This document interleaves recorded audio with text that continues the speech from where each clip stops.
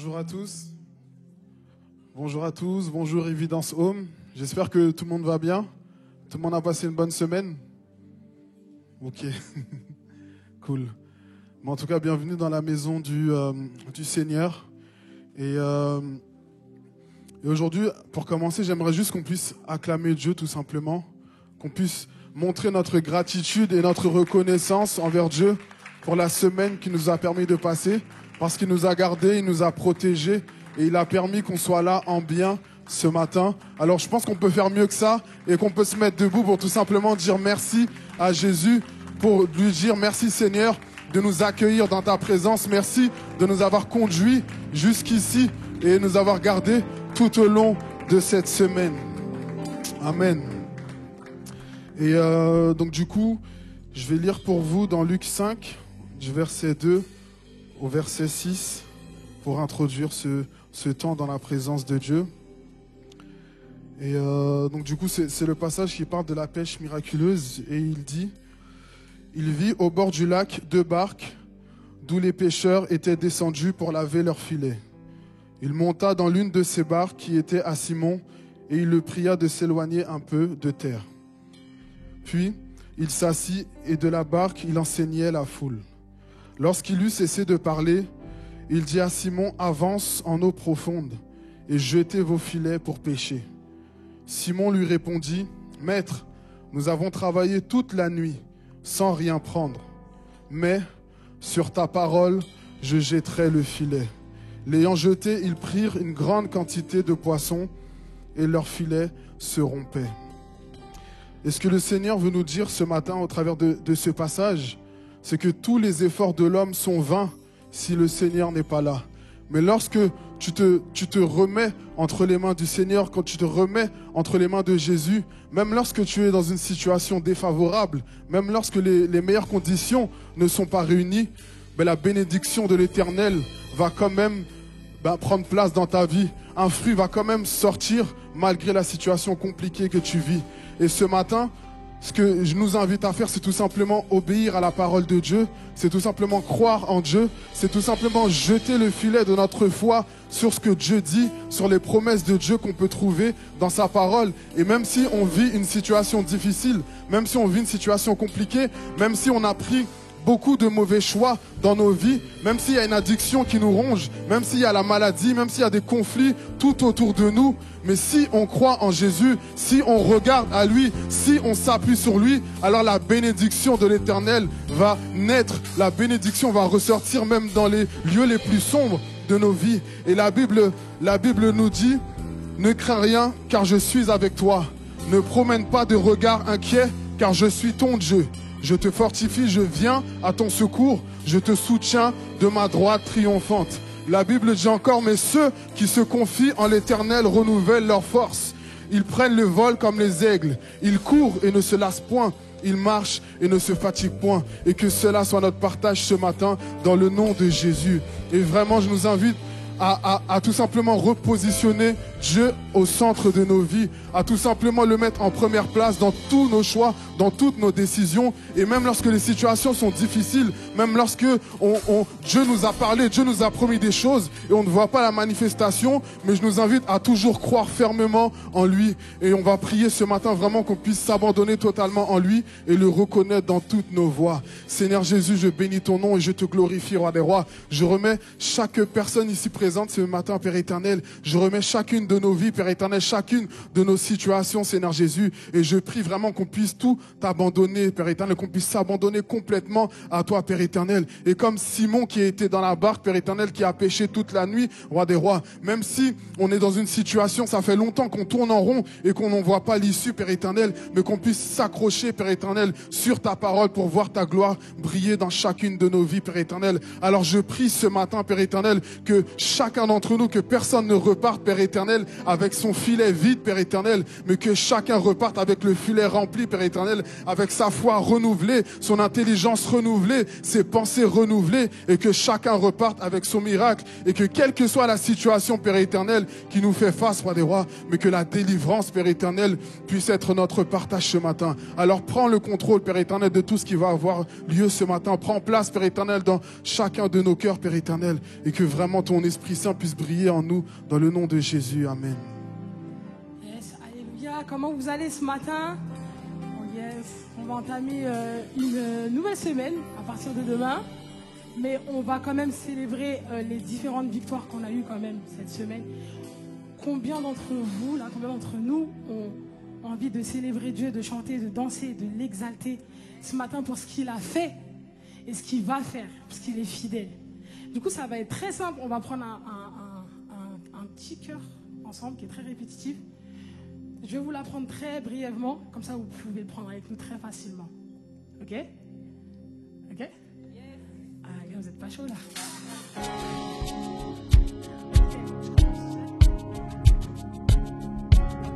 C'est très simple, le refrain il est très simple. Ok? Donc ça donne. Je chanterai tes louanges à jamais. Je chanterai tes louanges à jamais. Je chanterai, je chanterai, je chanterai tes louanges à jamais. Ensemble. Je chanterai tes louanges à jamais. Je chanterai tes louanges à jamais. Je chanterai, je chanterai, je chanterai, je chanterai tes louanges. Ok, on va laisser l'assemblée faire quand même, je chanterai. Je chanterai. Je chanterai, je chanterai, je chanterai. Je chanterai. Ok, là c'était pour le cours de chant. Maintenant on parle à Dieu. Je chanterai des louanges.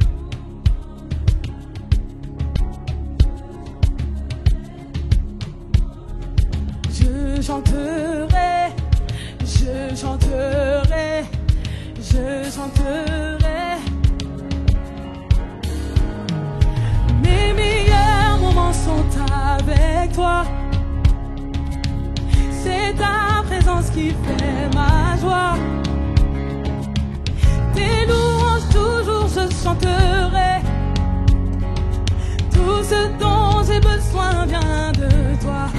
Mes meilleurs moments sont avec toi. C'est ta présence qui fait ma joie. Tes louanges toujours je chanterai. Tout ce dont j'ai besoin vient. On redire encore une fois. Mes meilleurs moments sont avec toi. C'est ta présence qui fait ma joie. Tes louanges toujours je chanterai. Tout ce dont j'ai besoin vient de toi. Je chanterai tes louanges à jamais. Je chanterai tes louanges à jamais. Je chanterai,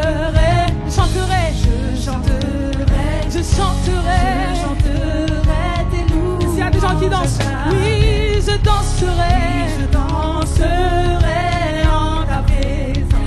Je danserai en ta présence. Je danserai.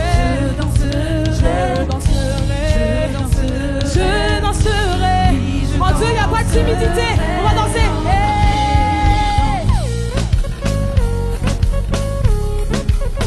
Oui, je danserai en ta présence. À jamais.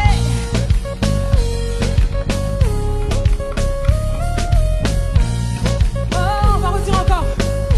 Mes meilleurs moments sont avec toi.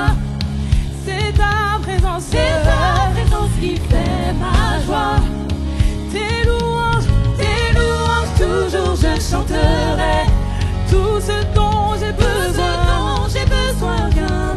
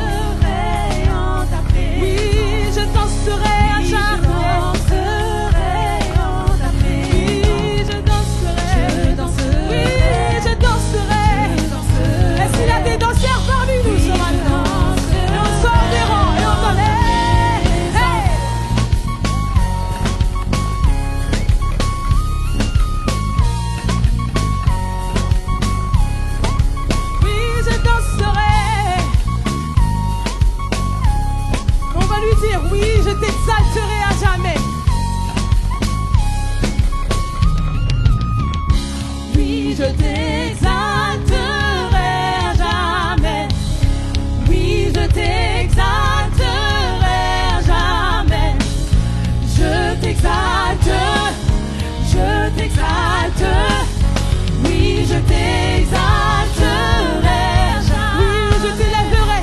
Oui, je t'élèverai jamais. Oui, je t'élèverai. Oui, je t'élèverai jamais. Je t'élève, je t'élève, je t'élève, je t'élève. Oui, je t'élèverai. Oui, je t'élèverai. On va taper demain.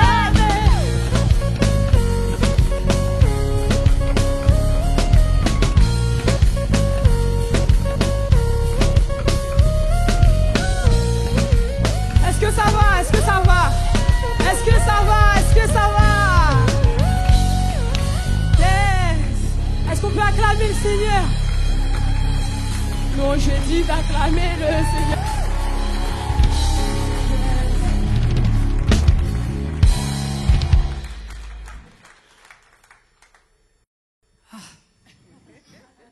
On a dansé. Maintenant, on va parler directement. Et j'aimerais qu'on puisse personnellement reconnaître que parfois on a des difficultés à suivre Dieu. Des fois, on est beaucoup tiraillé par nos ambitions, nos propres ambitions à nous, nos propres préceptes à nous. Et on se dit, même si Seigneur, j'y arrive pas, j'arrive pas à te comprendre, mais je vais me dire que je te comprends. Alors qu'en réalité, c'est ok pour Dieu de ne pas le comprendre. Dieu nous appelle à lui faire confiance. Alors je ne sais pas par quoi tu traverses. Moi je sais que je traverse beaucoup de choses en ce moment. Mais pourquoi je me dis que ça peut être facile et que c'est facile? Parce que simplement je lui fais confiance. Je lui fais confiance dans plein de situations que je suis amenée à vivre. Notamment la maladie de ma fille. Ou ma maladie à moi. Mais parfois c'est difficile à comprendre. Et c'est ok de dire à Dieu ça ne va pas en fait. Dieu comprend que parfois nous, on ne puisse pas comprendre son plan. Mais lui faire confiance, c'est la clé. Tout à l'heure, je partageais un passage et je vais partager avec vous. J'étais assise en début du culte parce qu'on prend toujours un temps pour prier. Et en fait, Dieu me disait, tu sais ça, Moïse n'avait pas confiance en lui parce qu'il était bègue. Et pourquoi il s'est dit directement qu'il n'arriverait pas à accomplir la mission que je lui ai donnée? C'est parce que lui s'appelait par son incapacité. Parce qu'il était bègue, il disait, parce que je suis bègue, je ne peux pas délivrer le peuple que tu m'as demandé de délivrer. Pourtant, je crois en toi, mais je ne peux pas. Sauf que la différence entre Dieu et nous, c'est que Dieu utilise ton incapacité pour accomplir.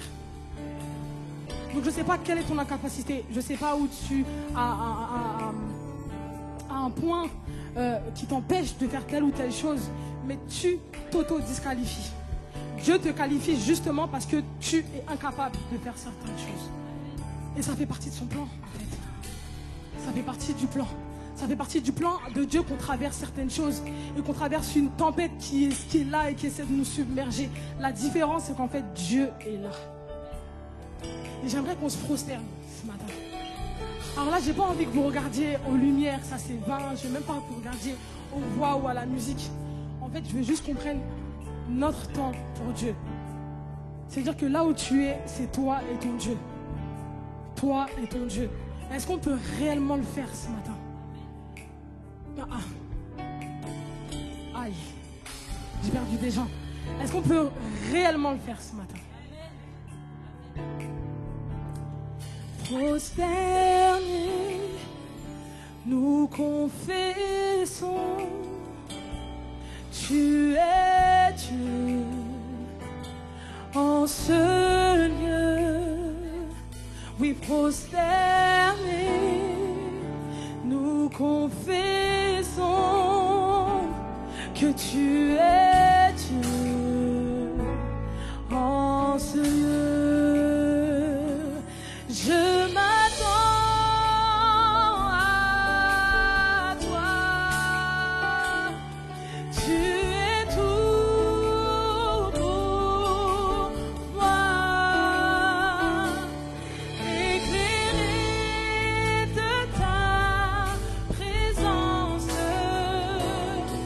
prosterné, adorons.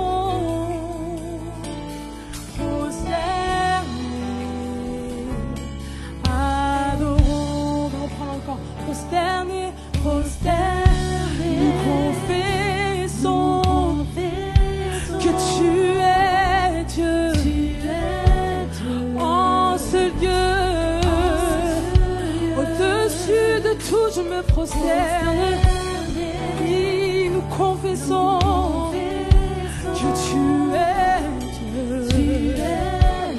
En ce lieu, on va redire encore, nous prosterner, nous confessons, tu es le Dieu au-dessus de tout Dieu. En ce lieu, prosterner, nous confessons que tu es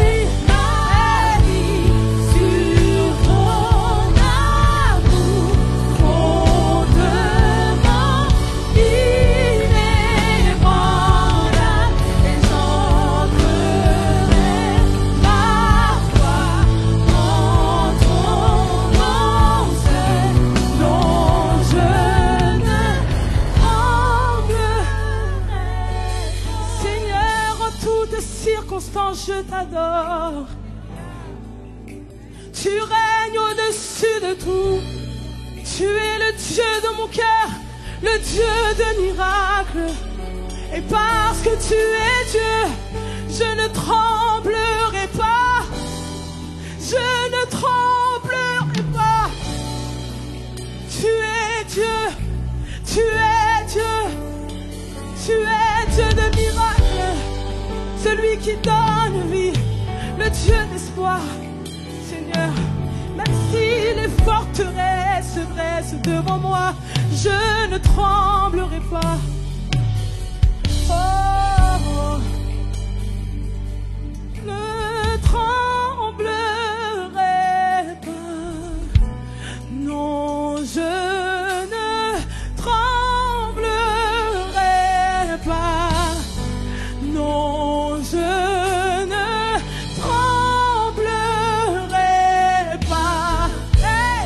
Non, je ne tremblerai pas. Hey! Non, je ne tremblerai pas. Je ne tremblerai pas. Oui, Seigneur, tu es avec moi. Non, je ne tremblerai pas. Quand je traverse l'ombre de la vallée de la mort, je ne crains rien car tu es avec moi. Je ne tremblerai pas. Oh, très saint, qui est semblable à toi, qui est comparable. Ouvre mes yeux à ta bonté, déverse ton cœur en moi, révèle ton amour et rends-moi passionné de ce que tu es, et j'invoquerai ton saint nom, portant mes yeux vers l'horizon. Dans la tempête, tes bras abriteront mon âme. Je t'apporte et tu es mien. On va le redire et c'est à vous. Et j'invoquerai ton saint nom. Portant mes yeux vers l'horizon. Dans la tempête, tes bras abriteront mon âme. Je t'appartiens. Tu es mien. Encore. Et j'invoquerai ton saint nom. Portant mes yeux vers l'horizon. Et même si la tempête s'acharne, tes bras abriteront. Je t'appartiens, Seigneur. Et tu es mien, et tu es bien. Une dernière fois. Et j'invoquerai en toutes circonstances. J'invoquerai ton saint nom. Car tu m'écoutes, tu es là, tu prends soin de moi. Dans la tempête, tes bras abriteront. Je t'appartiens. Et tu es bien. Je t'appartiens. Et tu es bien.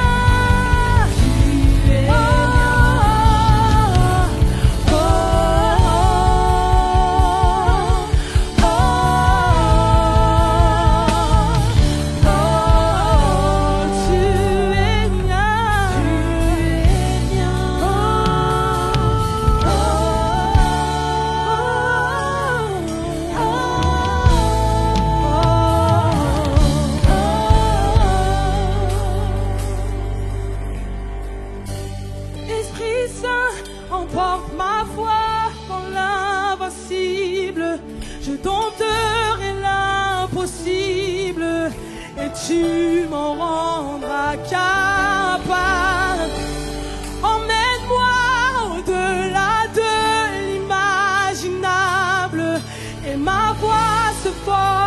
fortifiera dans la présence de mon Sauveur. Esprit Saint, emporte ma foi dans l'invincible. Je dompterai l'impossible.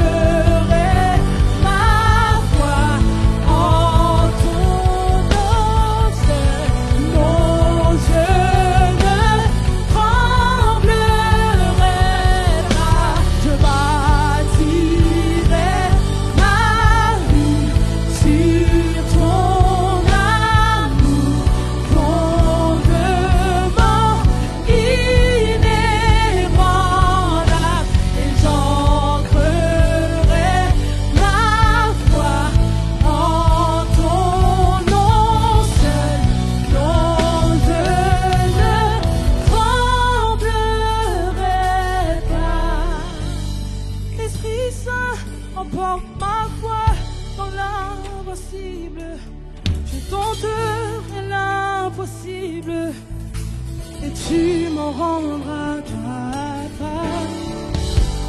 Emmène-moi au-delà de l'imaginable et ma foi se fortifiera dans la présence de mon Sauveur. Dans la présence de mon Sauveur. En ta présence, Jésus.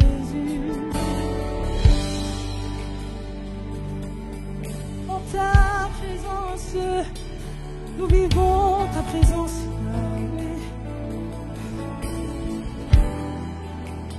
Sauveur,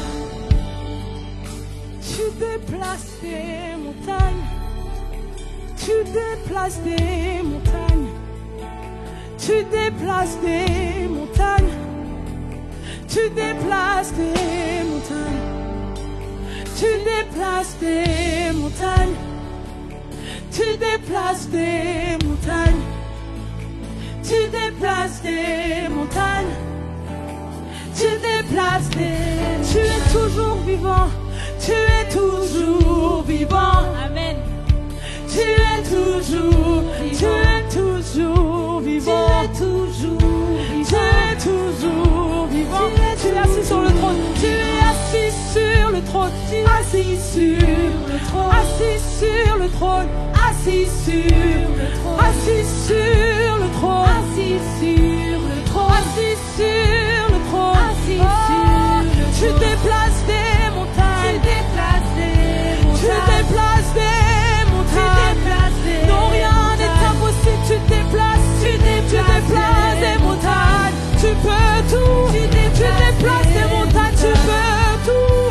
Tu déplaces. Oui, tu peux tout. Oui, là où je ne peux pas, toi tu peux. Tu déplaces des montagnes. Tu déplaces.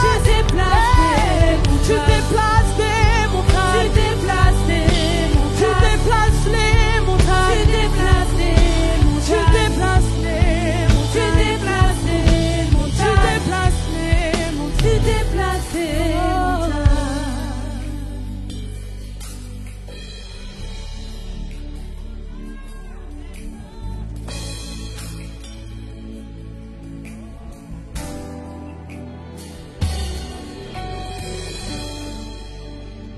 Alléluia. Je voudrais qu'on puisse construire les prochaines minutes qui vont prendre place dans la prière là maintenant, les amis. Qu'on puisse vraiment s'adresser concrètement à Dieu. Il y a un temps particulier où le Seigneur a besoin de nous parler. On a besoin de parler à Dieu. Et je sens que c'est le moment en fait que tu puisses déclarer à Dieu. Je sais que tu déplaces des montagnes, mais je veux prier maintenant que tu déplaces ma montagne. Je crois que le Seigneur a besoin de parler à quelqu'un individuellement et de dire que je veux déplacer ta montagne, pas des montagnes, mais ta montagne. De dire que je prends soin des autres, mais je veux prendre soin de toi ce matin. Et c'est de toi qu'il est question ce matin, c'est de ta vie dont il est question. Est-ce qu'il y a une personne qui veut maintenant construire dans la prière ce qui va prendre place maintenant dans les prochaines minutes de ce culte? Alléluia, Seigneur. Tu vois nos montagnes, Seigneur. Je vais te présenter ma montagne. Je vais te présenter leur montagne. Je vais te présenter les différentes montagnes qu'il y a à déplacer ce matin. Mais Seigneur, il doit y avoir un mouvement ce matin. Il y a quelqu'un qui est en train de te dire, Seigneur, je ne bougerai pas de ce lieu. Je ne bougerai pas de cet endroit. Tant qu'il n'y ait pas un mouvement, Seigneur, Dieu, de ta part, Seigneur Jésus. Il y a comme quelqu'un qui a soif de toi, Seigneur Jésus, qui a besoin que tu parles, Seigneur Dieu.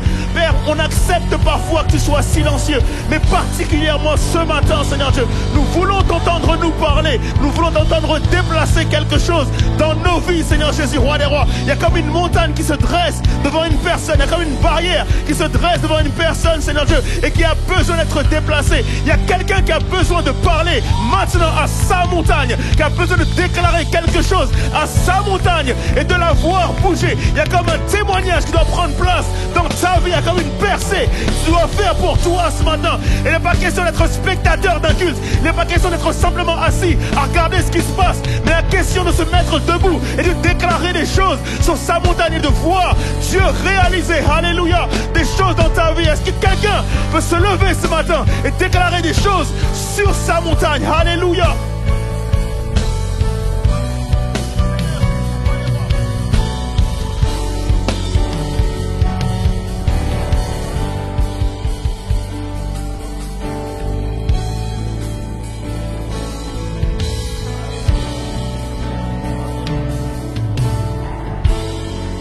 Alléluia.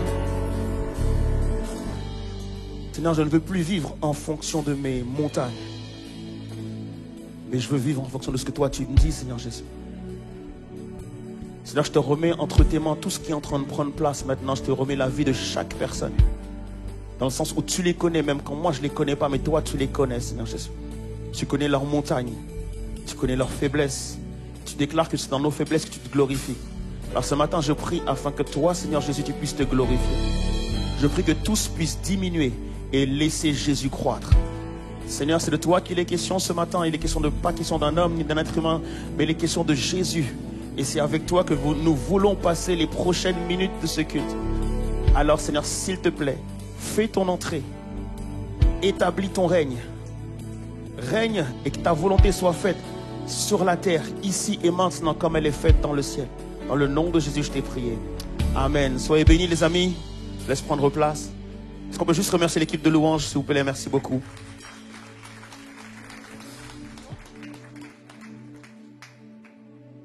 Oh, c'est timide comme applaudissement, les amis. Super, merci à vous. Dans la maison du Seigneur et là où il y a l'Esprit de Dieu et la liberté, n'est-ce pas? Ok, donc on peut tous s'exprimer sans aucun souci, sans aucun problème. Bonjour à tous. J'espère que vous allez bien. Ça va, ça se passe bien? Vous êtes triste ce matin, vous êtes bien, quoi? Ok. Vous avez vos Bibles? Ouais. Vous pouvez sortir le téléphone, il n'y a pas de souci. Ok, Genèse 14, verset 11-16. Genèse 14, verset 11 à 16. Dis à ton voisin, si tu es dans l'Apocalypse, tu es loin. Genèse 14, verset 11-16. On va lire ensemble. Les vainqueurs enlevèrent toutes les richesses de Sodome et de Gomorrhe et toutes leurs provisions, et ils s'en allèrent. Ils enlevèrent aussi avec ses biens Lot, ou Lot, fils du frère d'Abraham, qui demeurait à Sodome. Et ils s'en allèrent, pardon. Un fuyard du coup vint l'annoncer à Abraham, l'Hébreu. Celui-ci habitait parmi les chaînes de Mamré, l'Amoréen, frère de Eshcol et frère d'Aner, qui avait fait alliance avec Abraham. Dès qu'Abraham eut appris que son frère avait été fait prisonnier, il arma 118 de ses plus braves serviteurs nés dans sa maison et il poursuivit les rois jusqu'à Dan. Il divisa sa troupe pour les attaquer de nuit, lui et ses serviteurs. Il les battit et les poursuivit jusqu'à Shoba, qui est à la gauche de Damas. Il ramena toutes les richesses. Il ramena aussi Lot, son frère, avec ses biens, ainsi que les femmes et le peuple. Amen. Est-ce que ça vous est déjà arrivé de préparer, je ne sais pas moi, une fête, un anniversaire, un mariage, de préparer quelque chose où justement vous avez invité des gens et de vous rendre compte le jour de la fête qu'il y a beaucoup plus de monde que vous aviez prévu? Il y en a qui disent amen fort, on sait que c'est du vécu. Et que tu prépares ton mariage ou tu prépares ta fête, des invités invitent des invités, chose qui ne se fait pas, quand un invité t'invite pas, ok? Et donc, du coup, les gens se sont invités, les gens sont venus à la fête et ils sont beaucoup plus nombreux que ce que tu avais prévu. Et donc, du coup, tu te retrouves à avoir préparé quelque chose pour 100 personnes, il y a 200, 300 personnes et tu n'as pas assez de nourriture, tu n'as pas assez de boissons, tu n'as pas assez à leur donner. Et clairement, en fait, tu te retrouves avec des gens qui sont en train de se plaindre du fait qu'il n'y ait pas assez et tu ne sais pas comment t'en sortir pour que justement tu puisses trouver. Tous les magasins sont fermés, il y a rien à faire et tu te retrouves dans une situation où tu as le sentiment d'être envahi. Ok, c'est exactement ce qui se passe en fait dans ce texte. Il y a une invasion, une guerre qui prend place, donc à Sodome et Gomorrhe. Et c'est une guerre entre 9 rois différents. En fait, ils ont fait une équipe 4 contre 5. Et donc, du coup, ils vont se battre dans la ville de Sodome. Et donc, alors que, justement, Abraham et Lot, justement, ont quitté leur maison et ils sont en chemin vers un lieu que Dieu ne leur a pas indiqué. Et pendant qu'ils sont en chemin, en fait, ce qui se passe, c'est que les serviteurs d'Abraham et les serviteurs de Lot vont avoir un conflit. Et donc, Abraham n'arrive pas à régler le conflit entre les serviteurs de Lot et ses serviteurs. Donc, il va proposer à Lot de partir au loin afin qu'on puisse être dans la paix. Parce qu'on n'arrive pas à résoudre le problème. Donc, pour chercher la paix, il vaut mieux que chacun puisse partir d'un côté ou de l'autre. Et donc, Lot va faire un choix. Il va choisir d'aller à Sodome. Et Abraham, du coup, lorsque Lot s'en va à Sodome, Abraham va partir dans le chemin opposé. Ce qui se passe, c'est qu'au même moment où Abraham et Lot sont en train de discuter pour pouvoir rétablir la paix entre eux, dans ce même moment, en fait, il y a 9 rois qui se font la guerre. Et donc, pendant qu'il y en a un groupe qui cherche la paix, il y a un autre groupe qui envisage une guerre. Le problème, c'est que Lot, lui, décide d'aller à Sodome parce qu'il se rend compte que Sodome, en fait, tout est fait, il n'y a rien à faire. Sodome est une belle ville, une ville qui est prospère, une ville dont les habitants peuvent investir, puis se faire des richesses. Et donc lui, il voit le potentiel qu'il y a en Sodome. Et donc par rapport au potentiel de Sodome, il se dirige donc du coup vers Sodome. J'aimerais te dire qu'il ne faut pas te fier simplement au potentiel. Est-ce qu'on est d'accord avec ça ou pas? Du coup, Lot se dirige vers Sodome. Et lorsqu'il va arriver à Sodome, il va être pris dans une guerre. C'est super important que de comprendre que il nous faut aussi, en tant que chrétiens, être capable de pouvoir voir le monde qui nous entoure pour pouvoir faire nos choix. Souvent, en tant que chrétien, on va analyser la parole de Dieu, on va analyser le royaume de Dieu, on va voir ce qui se passe dans l'église, on va se fier à ce qui se passe dans l'église, et on va pas forcément prendre le temps d'examiner le monde qui nous entoure. Se disant de toute façon, quoi qu'il arrive, c'est pas la peine de pouvoir examiner le monde qui nous entoure, parce que si j'ai confiance en Dieu, si j'ai foi en Dieu, de toute façon, qui sera contre moi? Si Dieu est avec moi, de toute façon, j'ai la foi, etc., etc. Et on a tendance à plutôt chanter, prier, etc., sans forcément prendre le temps d'examiner le monde qui nous entoure, en oubliant que justement, en fait, tu vas faire des choix, et parfois, en fait, le monde qui t'entoure, le système du monde qui t'entoure, peut impacter ou influencer ton choix. Et quelque part, en fait, Lot, il choisit de se rendre à Sodome, mais il ne prend pas le temps d'analyser ce qui pourrait se passer à Sodome. Il ne voit que le potentiel de Sodome. Il se dit, c'est super, je suis conduit à aller là, et je vais vivre des moments extraordinaires. Je vais pouvoir mettre ma famille en sécurité. Il y a sûrement de l'argent à se faire. Il y a sûrement un business à créer, etc., etc. Donc, il voit le potentiel de Sodome et ne prend pas le temps de se renseigner, parce que s'il s'était renseigné, il aurait peut-être su de la part d'un habitant ou de quelqu'un se disant, mais il se trame quelque chose de bizarre. Mais non, lui, il se rend à Sodome et il va être pris effectivement dans cette guerre. Donc l'idée, c'est de ne pas voir uniquement le potentiel, mais être capable de se renseigner ce qu'il pourrait y avoir derrière le potentiel. Donc plusieurs conseils à vous donner lorsqu'effectivement il vous arrive dans votre vie de faire des choix qui sont importants. On a toujours des choix à faire dans la vie, mais il y a des choix qui sont moins importants que d'autres. Et il y a des choix qui peuvent littéralement changer ta vie. Et donc, lorsque tu as un choix important à faire, dans quel pays je vais vivre, dans quel travail je vais m'engager, avec qui je vais me mettre en couple, avec qui je vais me marier, toutes ces choses, en fait, sont des choix qui sont importants. Et donc, du coup, tu dois pouvoir avoir des conseils pour choisir, pour savoir justement comment t'engager dans quelque chose d'important. Donc, la première chose que la Bible nous conseille par rapport à ça, c'est que lorsque tu as un choix important à faire, avant de t'engager, il faut que tu calcules d'abord la dépense. Dis à ton voisin, il faut que tu calcules d'abord la dépense. Il y a des choses qui donnent l'impression au prime abord.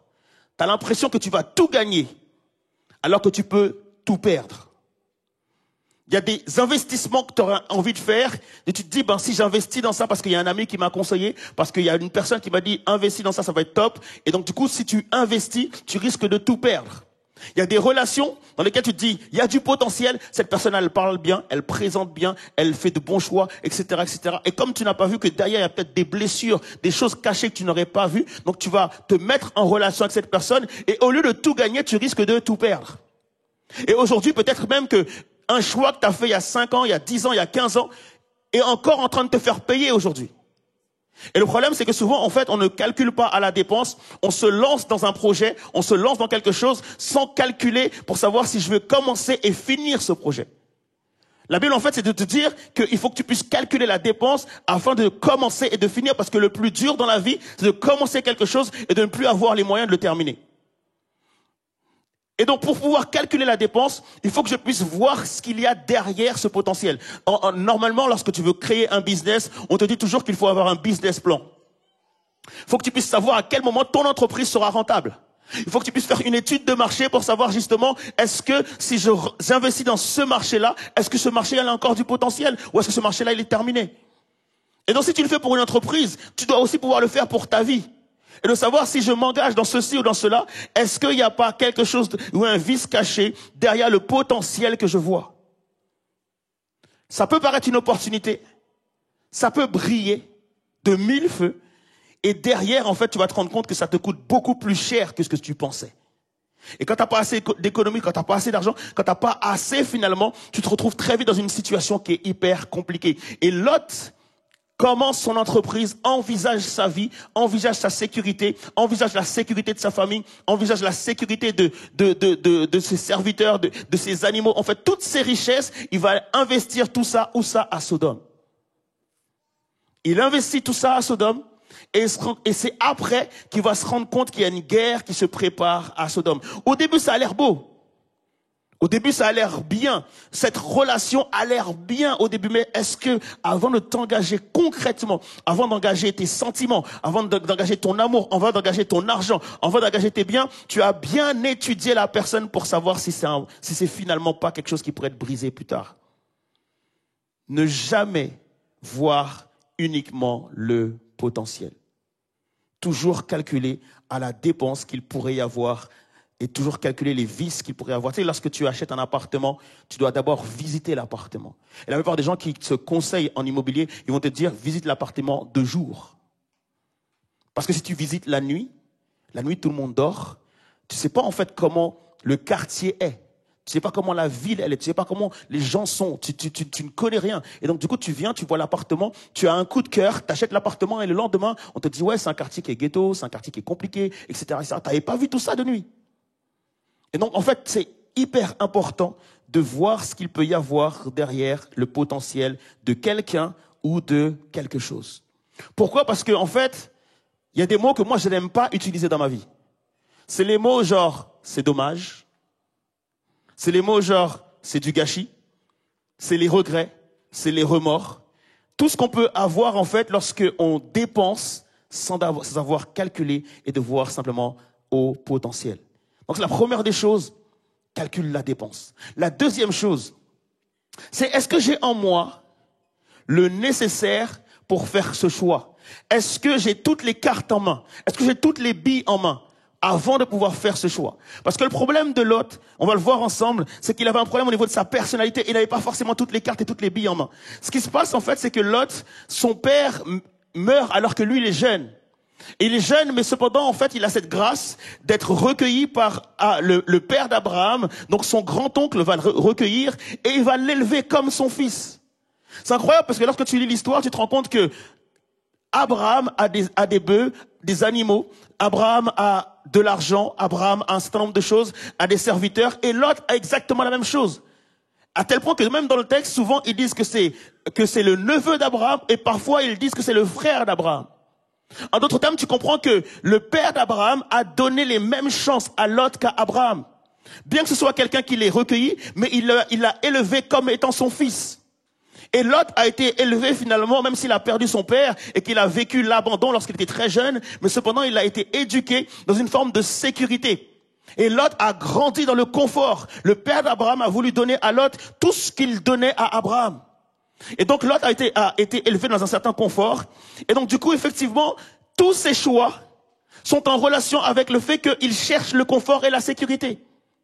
Il ne veut surtout pas revivre l'abandon qu'il a pu vivre lorsqu'il était petit. Et donc, il cherche le confort et la sécurité. Et c'est du coup tout à fait normal qu'il voit en Sodome un certain confort et une certaine sécurité. Le prénom même Lot signifie être couvert. Le prénom Lot signifie littéralement être couvert ou bien être enveloppé. Quelqu'un qui vit dans un certain confort. Et donc, à cause de ça, en fait, il n'a peut-être pas d'autre choix que de choisir Sodome parce qu'il va toujours chercher la sécurité et le confort. Toujours chercher ce qui est déjà fait. Toujours chercher ce qui est déjà accompli. C'est des personnes qui vont avoir peur d'être des créateurs ou des personnes qui vont avoir peur d'être les premiers à faire quelque chose. Et souvent, en fait, il peut nous arriver dans notre vie à chercher d'abord le confort. Pourquoi? Parce que, tout simplement, on a peur de l'insécurité. Et c'est le cas de Lot. Il fait ce choix-là, alors que c'est un choix super important pour sa vie. Mais il fait ce choix à cause de son éducation. Il fait ce choix à cause de sa manière de grandir. Il fait ce choix à cause de son environnement. En fait, tout était fait pour que Lot puisse faire ce choix-là. Et c'est important, les amis, de pouvoir s'examiner, de se dire, je fais tel choix, mais pourquoi je suis en train de faire tel choix? Est-ce que j'ai bien tout examiné? Est-ce que j'ai bien tout le bagage nécessaire? Est-ce que j'ai bien tout le savoir nécessaire? Est-ce que je dois pas faire une formation par rapport à ça d'abord? Est-ce que je dois pas essayer avant de m'engager? Est-ce que je dois pas voir des choses qui sont au-delà, en fait, de ce que j'ai toujours appris, de là où j'ai grandi, de mon environnement? Parce que, en fait, on est souvent drivé par ce qu'on nous a toujours appris. Et donc, c'est super important de pouvoir s'examiner. Parce qu'il peut y avoir des choses en nous qui nous conduisent sans cesse à reproduire les mêmes choix. Ce choix va l'emmener du coup à faire face à quelque chose qu'il n'avait pas vu venir. Troisième conseil, avant de faire un choix, c'est de savoir est-ce que tu es assez, je dirais, musclé spirituellement. Est-ce que tu as assez d'armes spirituellement? Est-ce que tu t'es déjà assez construit dans ta relation avec Dieu pour pouvoir faire certains choix? Parce que normalement, c'est la relation que j'ai avec Dieu qui doit non seulement influencer mes choix, mais qui doit aussi influencer le comportement que je vais adopter après avoir fait le choix. Dans le sens où si je décide de me mettre avec quelqu'un, quelque part même de me fiancer ou d'épouser une personne, en fait, ma relation avec cette personne va dépendre de la relation que j'ai déjà préétablie avec Dieu. Pareil, si je décide d'acheter quoi, ou de vivre dans un autre pays, ou de vivre dans un autre endroit qui va me sortir de ma zone de confort, qui va me sortir de mes habitudes, je dois avoir pu construire en fait des principes qui me permettront de pouvoir vivre dans la présence de Dieu alors que je vis ailleurs. Pourquoi? Parce que je comprends que finalement, si c'est pas moi qui me construis des principes pour vivre dans n'importe quelle circonstance, ce sont finalement mes circonstances qui vont me conduire. C'est finalement mes circonstances qui vont me diriger. Si j'ai pas pris l'habitude, en fait, si je dois prendre l'habitude de prier chaque matin, ou de prier chaque après-midi, ou de prier chaque soir, ou de lire ma Bible, ou de pouvoir être dans des moments de louange, si j'ai pas pris ces principes-là qui sont solides, afin que je puisse vivre partout et ailleurs, eh ben, lorsque j'irai ailleurs, en fait, ce sont ces circonstances-là qui vont me conduire à faire des choses que je ne voulais pas faire. Et c'est le problème de Lot. Lot est à Sodome. Sodome, dans la Bible, est décrit comme une ville qui est mauvaise, où il y a de l'impudicité, où il y a des gens qui font tout et n'importe quoi. En tout cas, c'est pas une ville qui te permet de te rapprocher de Dieu. Et Lot, en fait, en se séparant d'Abraham, la première fois qu'il se sépare, en fait, finalement, de son cousin, il se sépare d'Abraham, il se sépare des bonnes habitudes. Il se sépare de son confort. Il se sépare, en fait, des choses qui l'ont conduit depuis son enfance. Et à ce moment-là, il n'est pas armé spirituellement. Et lorsqu'il arrive à Sodome, au lieu que ce soit lui qui influence Sodome, c'est Sodome qui va l'influencer. La Bible déclare, ne te conforme pas au siècle présent, mais sois renouvelé dans ton intelligence afin de faire ce qui est bon et agréable à Dieu, en fait. Que peu importe les circonstances de ma vie, que je reste connecté à Dieu. Lorsque je n'ai pas de discipline spirituelle, ça va m'amener forcément à faire des compromis. Est-ce que vous avez déjà entendu ces phrases? Écoute, c'est pas grave, c'est juste une fois. Ce type de phrase, c'est pas grave si tu restes un peu plus longtemps ce soir. Ce type de phrase qui, ne t'inquiète pas, ça va être vite fait. C'est ce genre de choses que tu entends de la part d'amis, de la part de proches, etc., où on te dit finalement, c'est rien qu'un tout petit compromis. Le seul problème, c'est que tu ne sais pas comment tu vas réagir à ce compromis. Tu ne sais pas comment tu vas réagir. Il y en a plein qui vont mettre la main sur le feu sans se brûler, et toi tu vas à peine effleurer le feu et tu seras brûlé. Et donc du coup tu vas accepter un compromis, mais ce compromis peut devenir une nouvelle habitude dans ta vie, ce compromis peut devenir une addiction dans ta vie, et ce compromis peut être ton identité après. Et donc c'est super important, les amis, d'avoir construit dans ma vie une discipline spirituelle qui me permette de ne jamais justement rentrer en compromis, mais de garder ma foi et d'être solide, peu importe où je vais et peu importe où on m'amène finalement.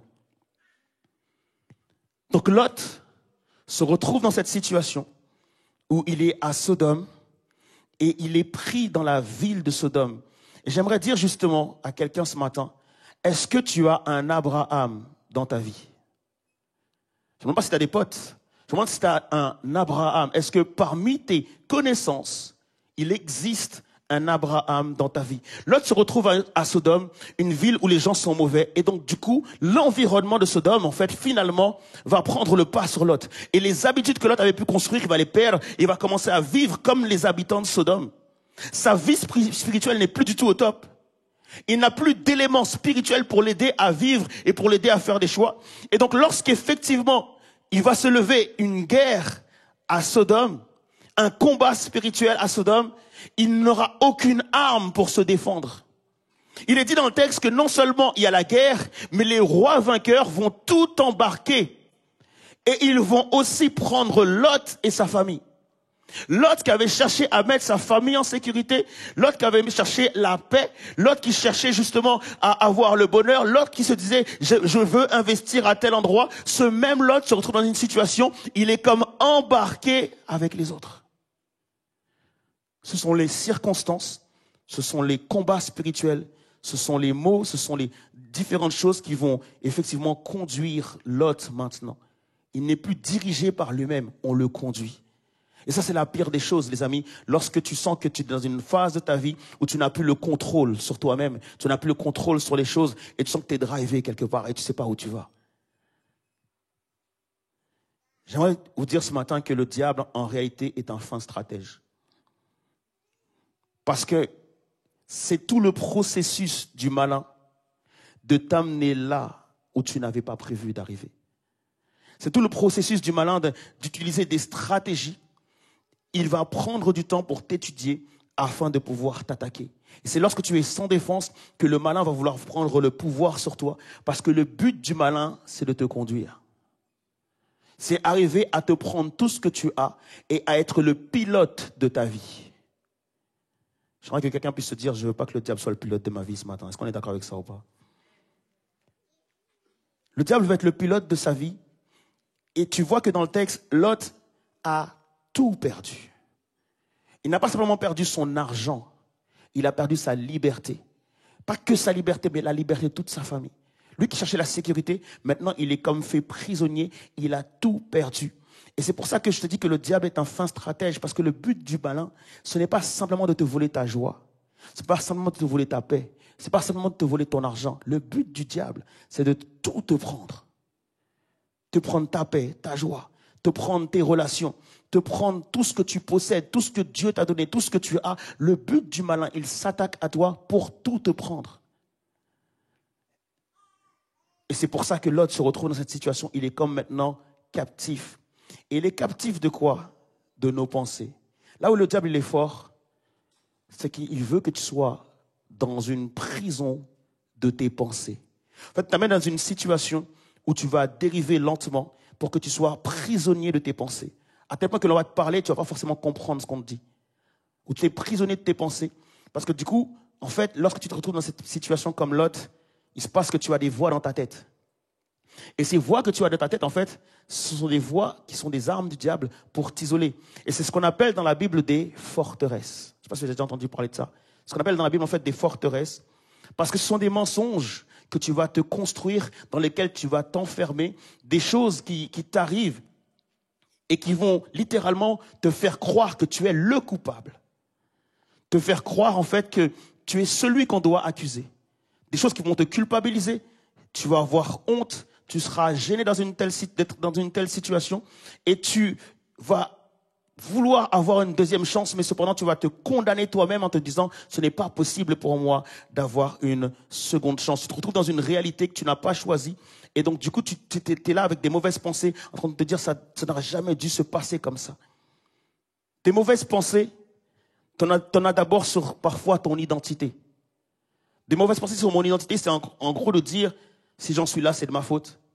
Si j'ai fait ça, c'est parce que je suis trop nul. De toute façon, je ne pouvais pas espérer plus. Ça a toujours été comme ça avec moi. Je suis le roi des échecs. Etc., etc. Des choses que tu vas penser parce qu'en fait, tu te trouves dans une situation où, à cause de toi, tu vis quelque chose de mauvais et en même temps, les gens qui sont autour de toi, que tu étais censé protéger, vivent aussi la même chose. Et donc, tu as des pensées qui vont te condamner et des pensées en fait qui vont te pousser à vouloir abandonner. Mauvaise pensée sur mon identité. Mauvaise pensée sur ma relation avec Dieu. Ma relation avec Dieu, c'est que j'ai le sentiment que Dieu ne me répond plus. Que Dieu ne fait plus cas de moi. Que Dieu ne me calcule plus. Et en même temps, je justifie le fait que Dieu ne m'écoute plus parce que je me dis que de toute façon, dans ce dont je suis tombé, c'est sûr et certain que Dieu ne m'écoutera pas. Vous savez, j'étais dans une situation de ma vie où j'avais fait un choix, effectivement, de quitter mon travail. Ça faisait 2 ans que j'avais quitté mon travail et que du coup, j'étais à l'école biblique. Les 2 premières années se sont super bien passées. Gloire à Dieu pour cela. Et malheureusement, il arrive la 3e année. 3e année, je n'ai plus droit aux assédiques. Je n'ai plus droit, du coup, à l'aide de l'État. Donc, je suis obligé de me trouver un taf. Je suis obligé de me trouver un travail pour pouvoir assurer ma 3e année. Ce qui se passe, c'est qu'effectivement, par la grâce de Dieu, je m'investis dans le fait d'être agent de sécurité et je cherche, effectivement, à avoir un job de nuit. Et par la grâce de Dieu, j'obtiens un job qui n'est pas forcément de nuit, mais qui est un job qui me permet, en fait, l'après-midi, du début de soirée jusqu'à vers minuit, 1h du matin, de pouvoir travailler. Et donc, du coup, le matin, je pouvais aller effectivement en cours. Et donc, j'enchaînais comme ça des journées. Et c'est vrai que c'était hyper fatigant.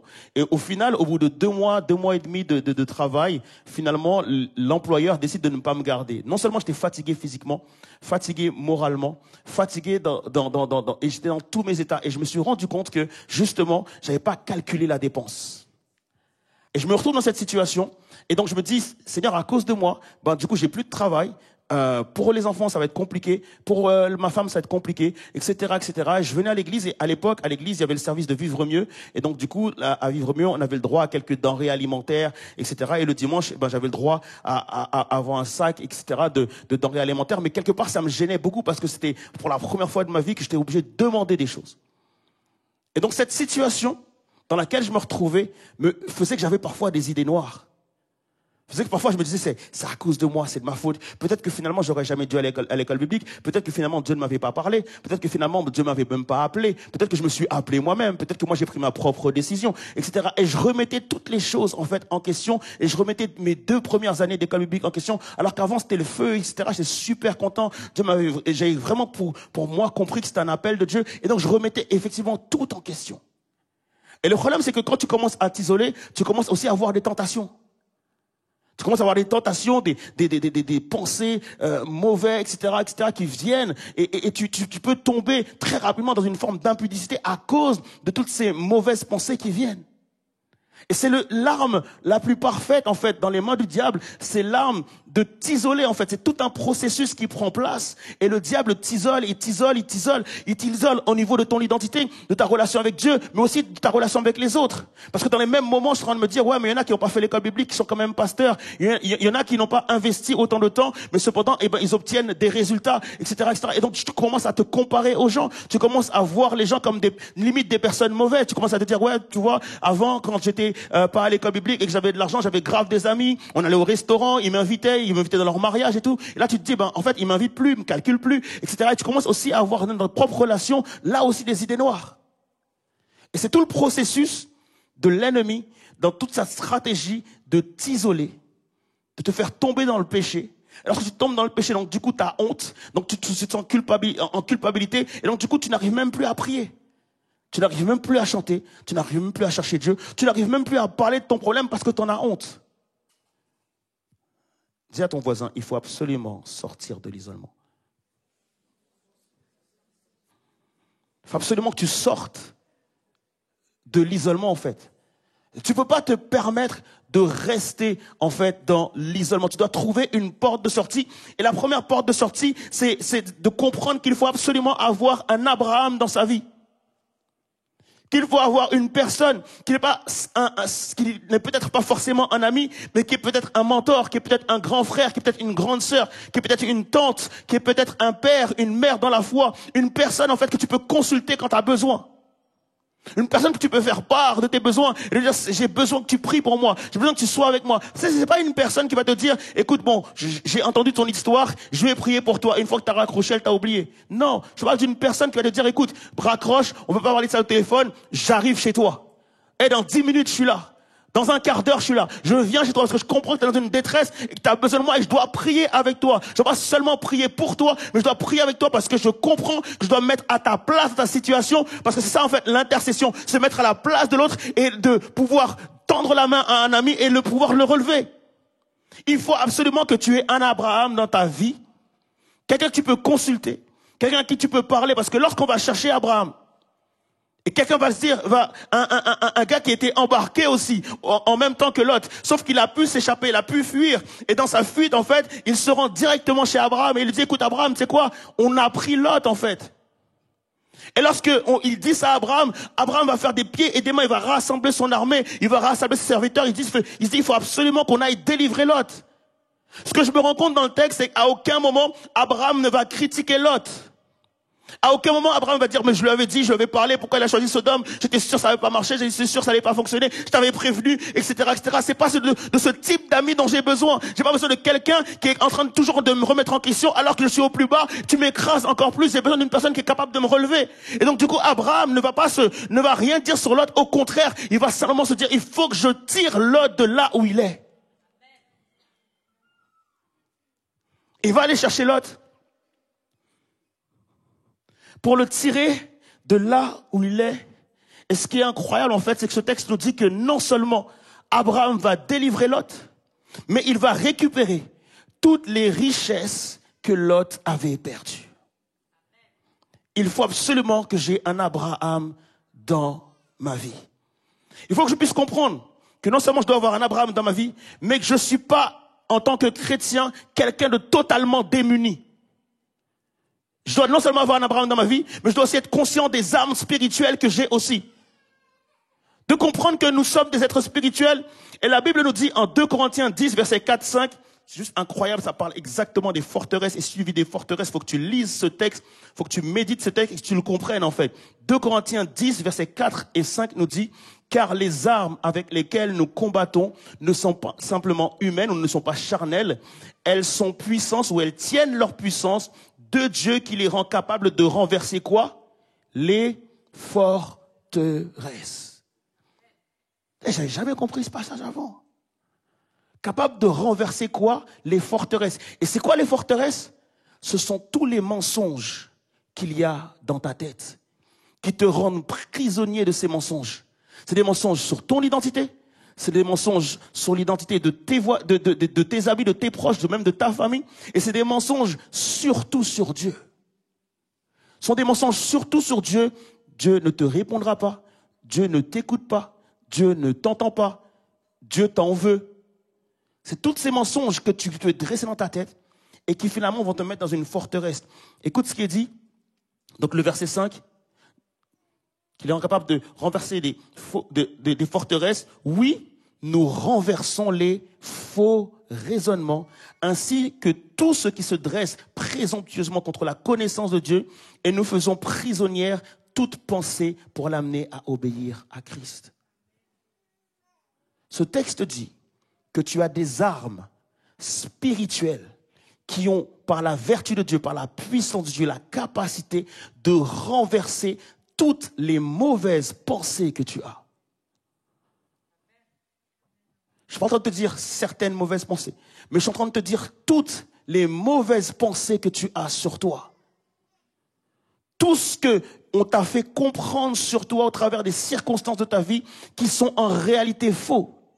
Tout ce qu'on t'a fait comprendre sur la personne de Dieu tout au cours de ta vie qui sont en réalité faux. Tu as reçu en Jésus-Christ des armes capable de renverser cela. Ne serait-ce que parce que je viens de dire ça, quelqu'un devrait se dire, je veux condamner dans le nom de Jésus-Christ toutes les mauvaises pensées qui sont dans ma tête.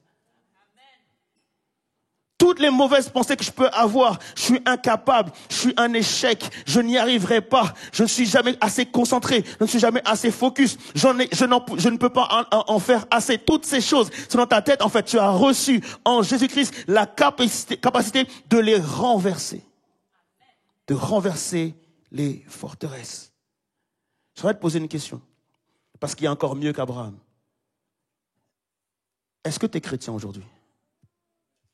Est-ce qu'il y a des chrétiens dans la salle? Ok. Qu'est-ce qu'il est dit des chrétiens en fait? Il est dit que vous êtes nés non de la chair et du sang, mais vous êtes nés de... J'entends pas? Ok, vous êtes nés de l'esprit. Tu peux le dire tout fort, il n'y a pas de souci, c'est la liberté ici, sans aucun problème. Tu es né de l'esprit. En d'autres termes, Paul te dira ensuite, si tu es né de l'esprit, ça veut dire que tu dois faire un choix aujourd'hui entre vivre selon la chair ou vivre selon l'esprit. Mais Paul te dit, tu ne peux pas faire les deux. Tu es obligé de choisir entre vivre selon la chair ou entre vivre selon l'esprit. Tout ce qui t'oppresse, tout ce qui te met dans une forme de peur, tout ce qui te met dans une forme d'angoisse, tout ce qui fait que tu es inquiet, tout ce qui fait que tu n'arrives pas à dormir, tout ce qui fait que tu as des problèmes dans tes relations, tout ce qui fait que tu as des problèmes avec toi-même, tout ce qui fait que tu as des problèmes avec Dieu, c'est la chair. On est d'accord avec ça ou pas? Sauf que nous, notre problème, c'est qu'on a toujours tendance à voir d'abord en nos capacités avant de voir en les capacités de Dieu. On a toujours tendance à vivre selon la chair et à traiter nos problèmes selon la chair sans les traiter par l'esprit. Est-ce qu'on peut être vrai ensemble, les amis? On a toujours tendance, en fait, à faire le choix de la chair avant de faire le choix de l'esprit. On a même toujours tendance à oublier même qu'il existe l'esprit. Et on se bat avec notre chair, on se bat contre notre chair. Comment tu peux te battre contre ta chair avec ta chair? C'est super important de comprendre, en fait, la dimension de l'esprit dans ta vie. De comprendre qu'un jour, tout a changé dans ta vie. Lorsque l'Esprit de Dieu est entré en toi, te convaincre de péché, de justice et de jugement, Dieu te dit qu'à partir du moment où tu as été rempli du Saint-Esprit et que tu as reçu l'Esprit de Dieu, tu ne dois plus vivre selon la chair, mais selon l'Esprit. Tu ne dois plus vivre en fonction de ce qui trotte dans ta tête, en fonction de tous les mensonges qu'il y a dans ta tête, mais tu dois vivre en fonction de ce que l'Esprit te dit. Tu ne dois plus vivre en fonction de tes circonstances, parce que tu dois plus vivre en fonction des circonstances, mais en fonction de la révélation. Qu'est-ce que Dieu te dit? Si quelqu'un vient te voir et te dit, écoute Abed, je pense que je n'y arriverai pas. Qui te dit ça? C'est toi ou le Saint-Esprit? C'est en fonction de comment tu te vois, toi, et de tes capacités, ou en fonction de comment le Saint-Esprit de Dieu te voit, en fait. Et l'idée, c'est de savoir quel choix tu dois faire. Choisir de vivre selon la chair ou de vivre selon l'Esprit. Je ne peux pas laisser mes circonstances diriger ma vie. Parce que je suis né de nouveau. Et je suis né de l'Esprit. Et la Bible me dit, revêt l'homme d'en haut, en fait. Revêt l'homme spirituel, sois un être spirituel. Tu es quelqu'un à qui Dieu parle. Tu es quelqu'un à qui Dieu veut s'adresser. Et Dieu, il a une parole pour toutes les circonstances de ta vie et pour tous les domaines de ta vie et pour tous les choix que tu as à faire. Dieu a une parole pour toi. Et l'idée, c'est que je ne puisse ne plus être sensible aux voix que j'entends, mais je puisse être sensible à ce que le Saint-Esprit me dit. J'irai même plus loin. Il faut que j'apprenne à ne plus m'écouter, mais il faut que j'apprenne à me prêcher, en fait. Exactement comme David, qui était abattu au-dedans de lui, qui souffrait au-dedans de lui. Mais il s'est dit un jour, mon âme, je t'ordonne de bénir l'Éternel. Je ne veux pas rester abattu. Je ne veux pas rester dans la tristesse. Je veux retrouver ma joie. Alors mon âme, je t'ordonne de bénir l'Éternel. Et pas qu'à toi, tout ce qui est en moi, bénissez maintenant ce qui est son saint nom, en fait. C'est super important de comprendre ça. Jésus dit, il est important pour moi que je parte parce que je vais vous envoyer un consolateur. Et ce consolateur vous rappellera qui je suis. Et c'est important que je puisse vivre selon le Saint-Esprit. Est-ce que quelqu'un est conscient ce matin que l'Esprit de Dieu a quelque chose à te dire? Est-ce qu'il y a une personne qui se dit ce matin, Seigneur, je ne veux plus entendre toutes ces voix qui sont dans ma tête. Je ne veux plus entendre toutes ces voix qui sont dans ma tête.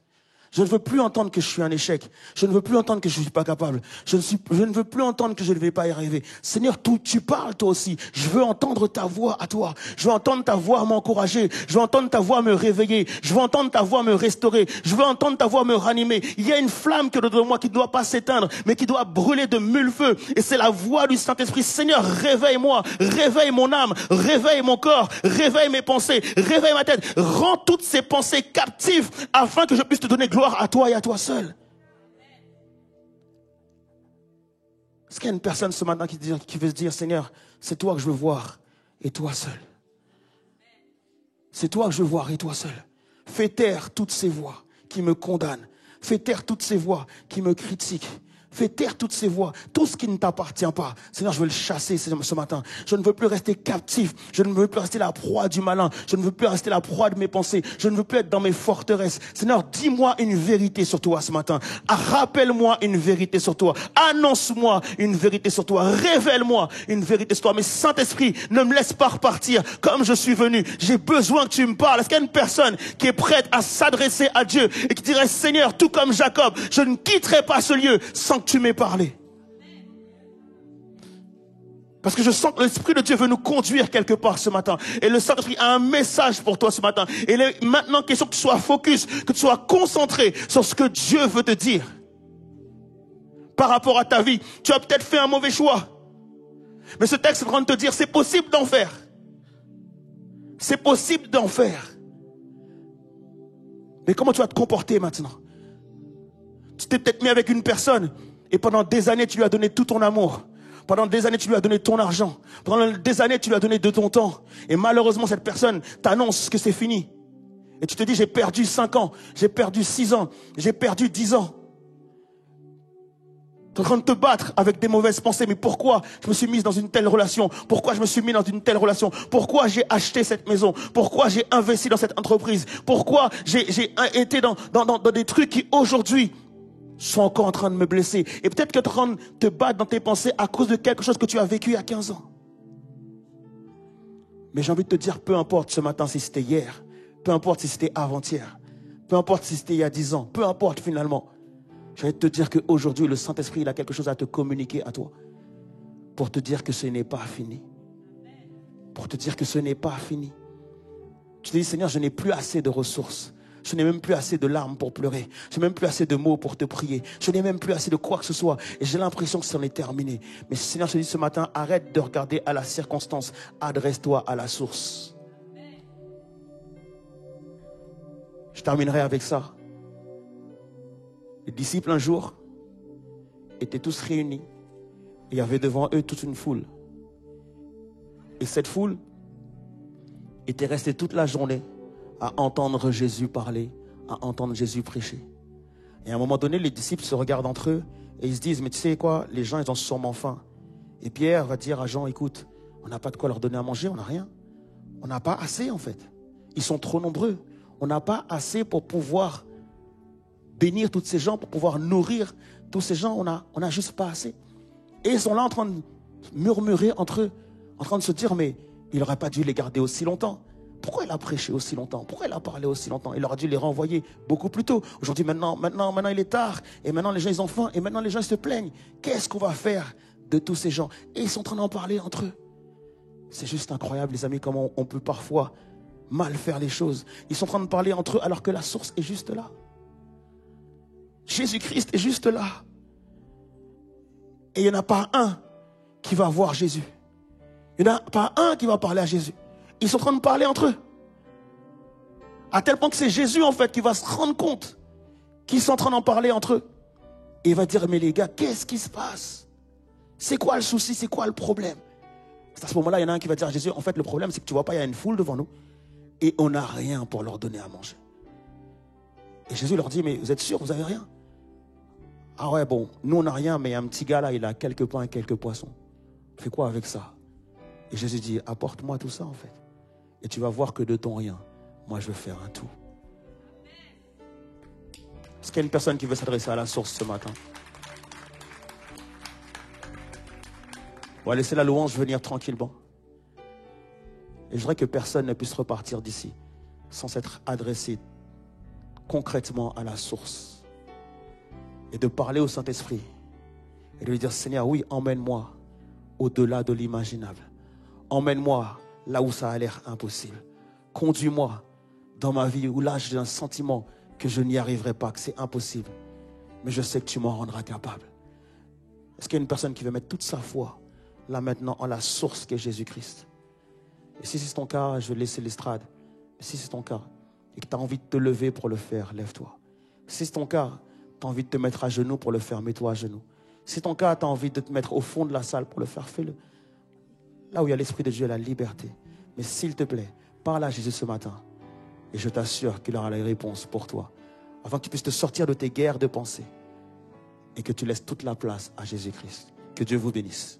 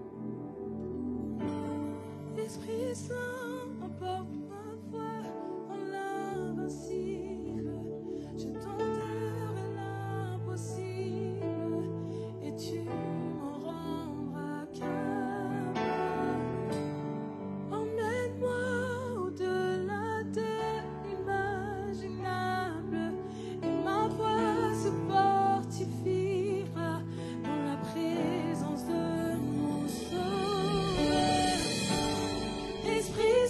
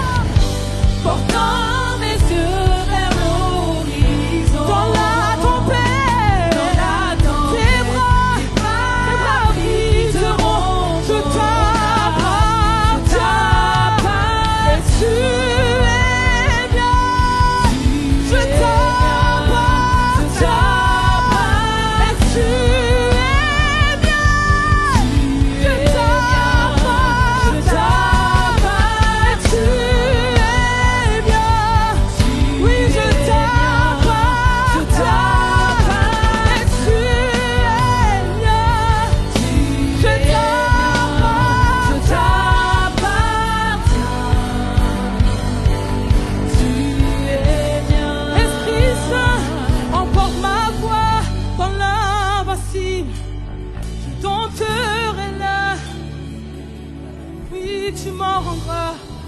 Oh, emmène-moi au-delà. Et ma foi se fortifiera. Et ma foi se fortifiera. Oh, Esprit Saint, porte ma foi.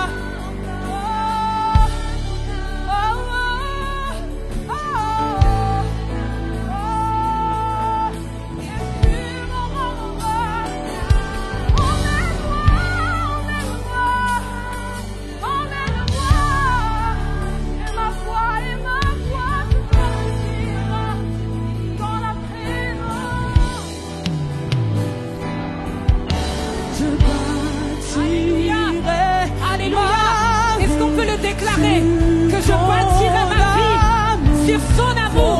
Est-ce qu'on peut le déclarer de toutes nos forces afin que nos montagnes puissent entendre qu'on bâtit notre vie sur Dieu, que nos montagnes puissent entendre que nous bâtissons nos vies sur l'éternel des armées. Est-ce qu'on peut aller plus en profondeur? Est-ce qu'on peut aller plus en profondeur pour déclarer qu'on bâtit nos vies sur l'éternel des armées?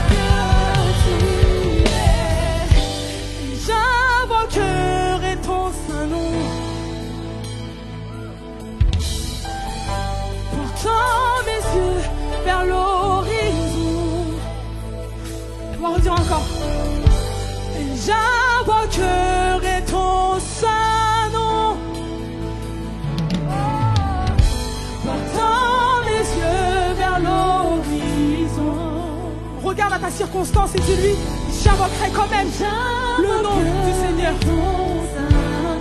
J'invoquerai toujours le nom du Seigneur. Portant mes yeux vers l'eau. Encore. J'invoquerai ton saint nom. J'invoquerai à jamais ton nom. Portant mes yeux vers l'horizon. Portant mes yeux vers l'horizon. Dans la tempête. Dans la tempête. Tes bras abriteront mon âme. Je t'appartiens.